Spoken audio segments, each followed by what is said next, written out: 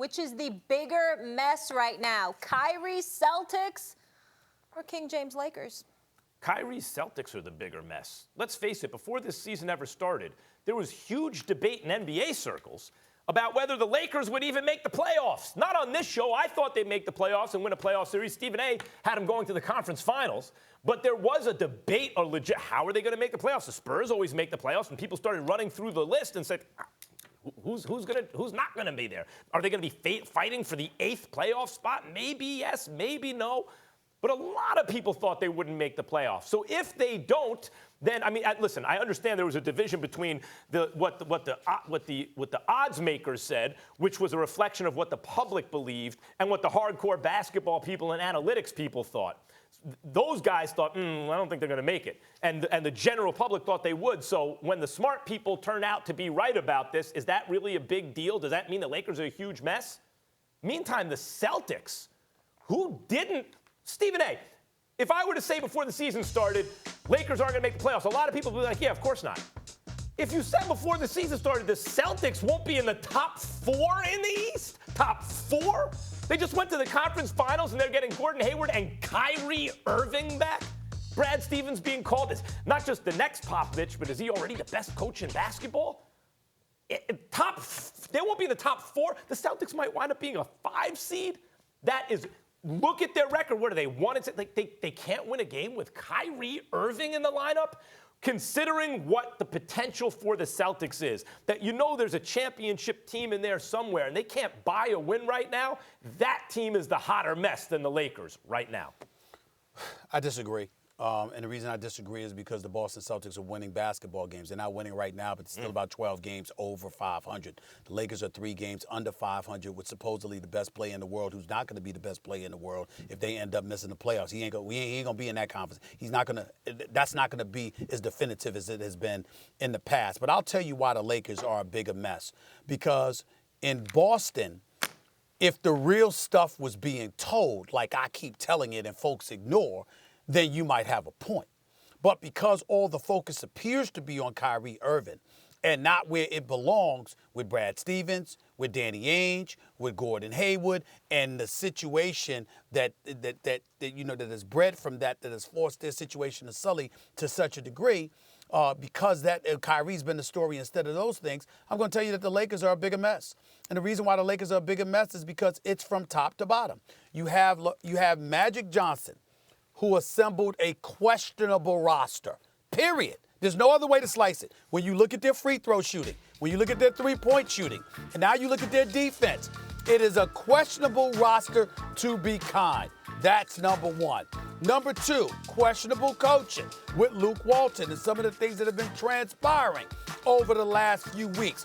For example, something as small as Zubac being traded for Muscala, and then Muscala can't even get on the court. Lance Stevenson showing up in the first half, but not playing in the second half because Luke Walton inexplicably doesn't play him. So the list goes on and on. That's a problem. LeBron James calling out players. And even just this Friday when he was praising the Milwaukee Bucks. That was a shot at somebody, whether it's the roster itself with those players, whether it's Magic Johnson and Rob Pelinka who assembled the roster. He's pointing the finger at somebody. Maybe not intentionally, call it whatever you want. He's pointing the finger at somebody. All right? And then, of course, now we got Jeannie Buss, the wonderful, lovely Jeannie Buss, who's one of the sweetest people on the planet Earth, does not want to get involved in this stuff, doesn't need to get involved in this stuff, but somehow feels compelled to speak up and to speak we'll out get into that because a lot later, of everything Stephen that's... I'm sorry. We'll get into a lot of that a little bit later in the show. I'm not trying to get into the details, but I'm just saying from top to bottom, you got everybody. I mean, look, they put General Hospital and Young and the Restless to shame. This soap opera is crazy. Know, Brick. I agree with you about roster construction, but that was the question going into the season. They don't seem to have enough outside shooting. Lonzo doesn't shoot it. Rondo doesn't shoot it by today's standards. You shoot even if it's 33% from outside, not enough from your backcourt. Right. Kuzma's having a bad shooting year, in fact. Hart is not shooting it up to expectations. Those were supposed to be your shooters. Hart's not playing. Right, but hadn't been shooting it up to expectations anyway. Ingram doesn't shoot it. We're talking about from three-point range here. They're not getting shooting, obviously, from the 5 spot. Ingram didn't show up really until 2 weeks ago. That's right, but he's never really been shooting it from distance. In the 5 spot, they didn't construct the roster with outside shooters. The whole point was too much LeBron handling the ball in recent years without outside shooters. We want to surround them with playmakers. That was a curious idea, but hey, maybe they're onto something. No, they weren't, in fact. It turns out that just what we thought. LeBron James can't be your best outside shooter. You need to surround him with shooters.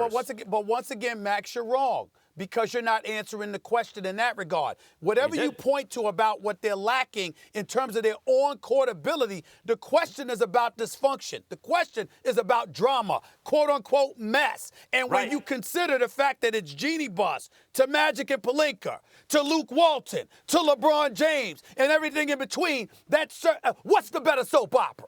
The better soap opera is L.A.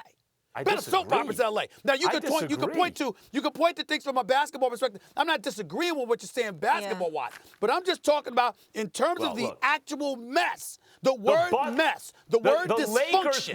The Lakers are always going to be more of a soap opera because they are a more glamorous franchise. They're L.A. They have more interesting characters in the front office and in ownership. They're simply more interesting. That was not the case for several years. But if we're talking about who's a bigger mess, the Lakers have been here for years. They didn't make the playoffs for 5 years. They were still Boston was still. Do you think when you say the bigger mess, is it the team that you say, hey, you know what could happen with the Lakers?